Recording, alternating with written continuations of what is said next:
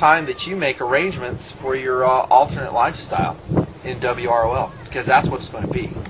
You know, right now with the societal engine working, life is good.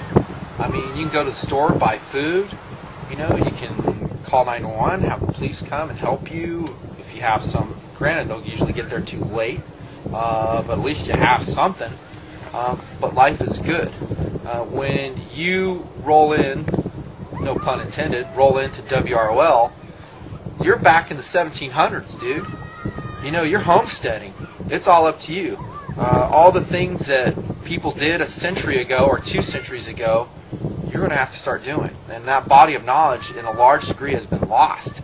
And that's one reason why you see in the Nut and Fancy Project, I like getting out in the woods. You know, I like practicing those survival skills. I like living without electricity, roughing it and toughing it so I can customize myself to such situations. Because if you've done that and then you roll into that situation, you're like, yeah, I've been there, done it. It's no big deal. I'm used to it, you know. And it's not, you know, the end of the world, so to speak. You can just press on and do it. I'm all for that. But if you're thrust back in, you know, to that situation, it's all up to you for your food. You know, are you growing your own food now? Do you have a food storage?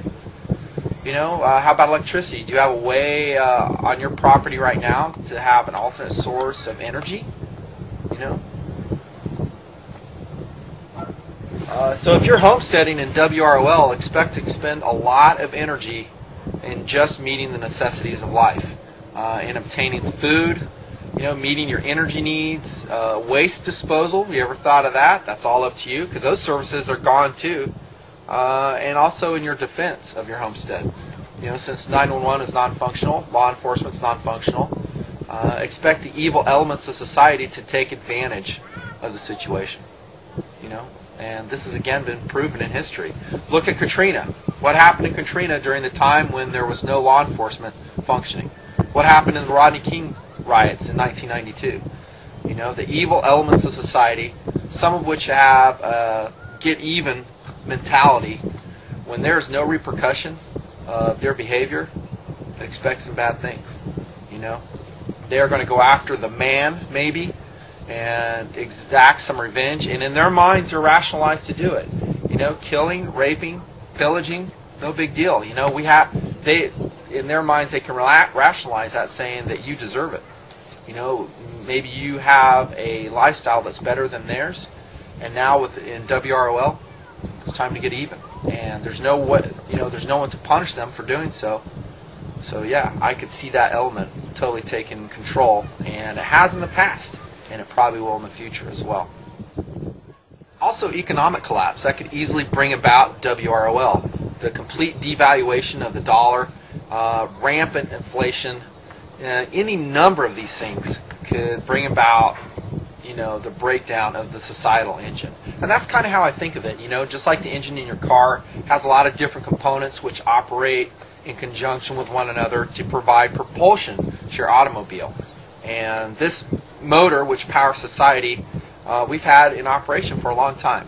And again, it lulls us into that false sense of security that that engine's always going to be working. And also, it doesn't mean the engine is perfect. You know, and I want to speak to that too. I mean, there are certain things, and always have been, that are wrong with society, especially if you're a constitutionalist and you're big on the Constitution and the freedoms that it recognizes. It doesn't give you, it recognizes them. I'm with that. There are problems, but I am a big advocate of working through the system as much as you possibly can. You know, write your congressman, write your representative, be politically active, and work through the mechanization that is there to affect change. And society will always have problems. You know, nothing's ever going to be perfect. And I would be very careful about recommending that we just unbolt the engine and throw it into the bay and start walking. Because if you're advocating civil war to rectify the loss of freedoms, that's what you're saying. It's like, I'm willing to go into WROL to make this happen. Again, I'm no prophet or seer, or I'm just some goofball making videos. However, you know, I have kind of an understanding about the implications of things. I've been on this earth long enough to know that, and it's a very serious thing. If you're going to launch into anarchy, be prepared for the consequences. I mean, it's murder, rape, you know, theft of all kinds, sorts and descriptions. That stuff will be there on a level that's been heretofore unknown, at least in the U.S. And it will blow people's minds, and they will not be able to function. Most people are going to be caught so mentally unprepared, they're going to just cease to function. They won't be able to cope. They won't be able to understand what's going on. So to those radical groups that say, hey, now's the time, and I even hate to say the words, but for lack of a better word, that we need to do a civil war, be careful, man. I'm not for that. I think the apple will drop from the tree all by itself. I don't think that anybody's going to have to engage in anything like that, and I don't recommend it.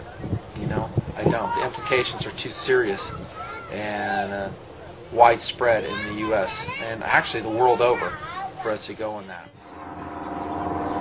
Life is going to be more complicated under WROL. That's a given. And I think it'll blow a lot of people away.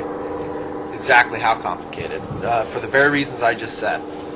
Therefore, make the most of ROL that we have right now, and disregard all the gloom and doom you hear right now. And I hope you don't take this video as gloom and doom. That's not what my purpose. In fact, it's quite the opposite. My purpose is to advocate you not hastening the day for WROL.